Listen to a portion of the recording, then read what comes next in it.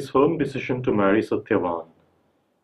Markandeya said, "O Yudhishthir, on one particular occasion, afterwards, the king, the ruler of the Madra country, was in the company of Narad. Seated in the royal hall, he was engaged in conversation with him. Then, about the same time, Savitri, after visiting all the holy places and cloistered ashramas, returned along with the ministers back to her father's house. Seeing there her father seated in the company of Narad, she, the bright and graceful one, went around and bowed respectfully at the feet of both of them. Narad said, 'On what mission, O king, did your daughter go, and wherefrom is she returning? And why, now that she is a good young woman, do you not give her in marriage to a suitable husband?' Ashwapati said, 'It was indeed with this intent, O god sage, that I sent her in quest, and it is after that she has just returned. Let us hear from her of the one whom she must have chosen for her lord and husband.' Markandeya said, on being asked by her father to narrate in detail everything of her journey and her discovery, she, the bright and beautiful one, obeyed him, spoke this wise. Savitri said, 'O Lord of the earth, rule there far in the Shalva country a just and warrior king renowned by the name Dyumatsena. But then he became blind. Though fixed in wisdom he was, exploiting this opportunity, finding him with his sight gone, and his son still too young, a past enemy of his, a king of the neighboring land, attacked him and seized his kingdom. Then he, accompanied by his wife, with the child yet at such a tender age, retired to a forest. In that deep and wild forest, he began to do austere tapasya by observing great and difficult vows. His son, though born in the city, was brought up in that penance grove. In him, whose name is Satyavan, I saw an agreeably proper husband for me, and I have chosen him, so in my mind.' Narad said, 'Alas, Savitri has, O king, done something accursed that forebodes a great evil. Unknowingly she has made the choice of Satyavan, taking him to be one of high merit. His father always speaks truth, even as his mother addresses ever in conformity with it, and for that reason was he named by the Brahmins as Satyavan, the truthful. As a young person, he is very fond of horses and is used to making clay horses.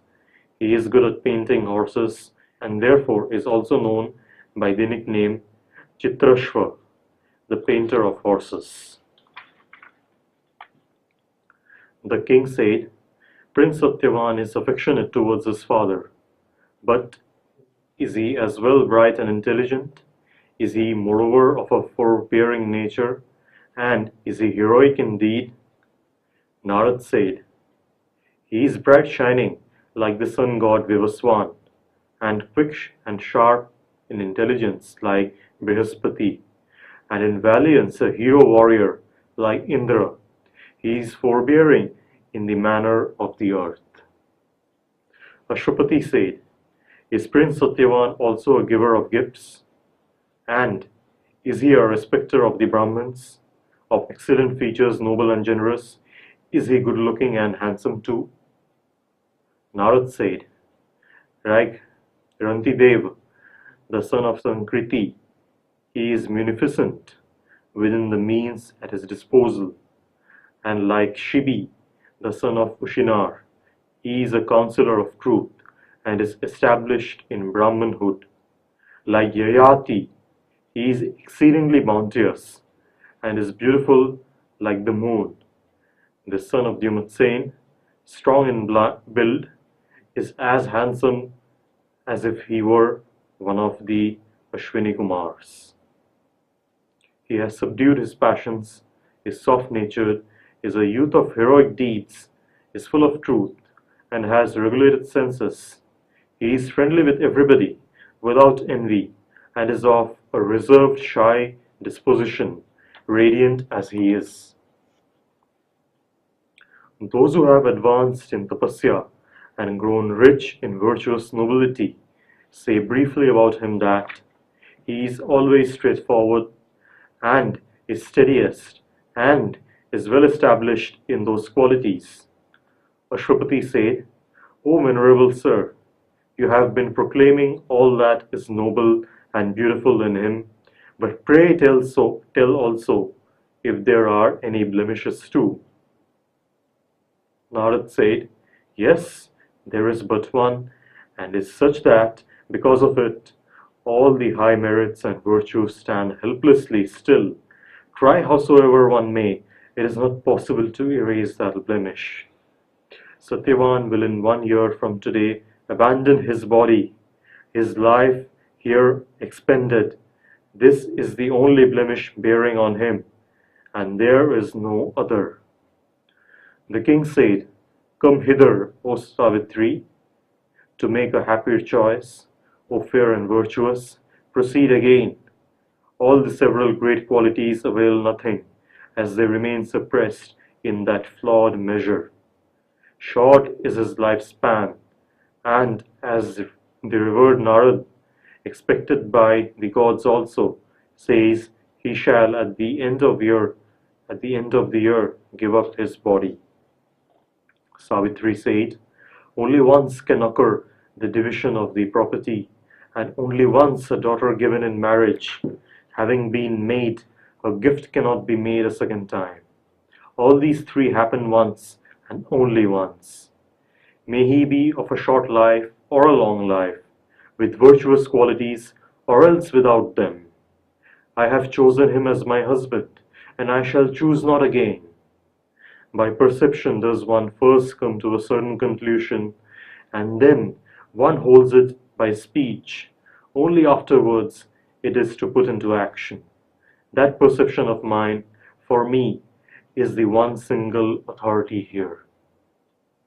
Narad said, O great among men, firm and unperturbed is the understanding and discernment of your daughter Savitri. None can swerve her from that, and in every respect it is in conformity with the Dharma. There is no other person who possesses the qualities which Satyavan has. What therefore looks to me proper is to give your daughter in marriage to him. The king said, O venerable one, what you say is indeed true, and what has to be is unavoidable. Therefore I shall do what you advise, for you are my teacher and my preceptor. Narad said, The marriage of your daughter Savitri shall be without any ill happening. I shall now take my leave, and let always noble and propitious things be to all. Markandeya said, uttering these benedictions, Narad got up and left for his abode in paradise, and here the king began attending to preparations of the daughter's marriage.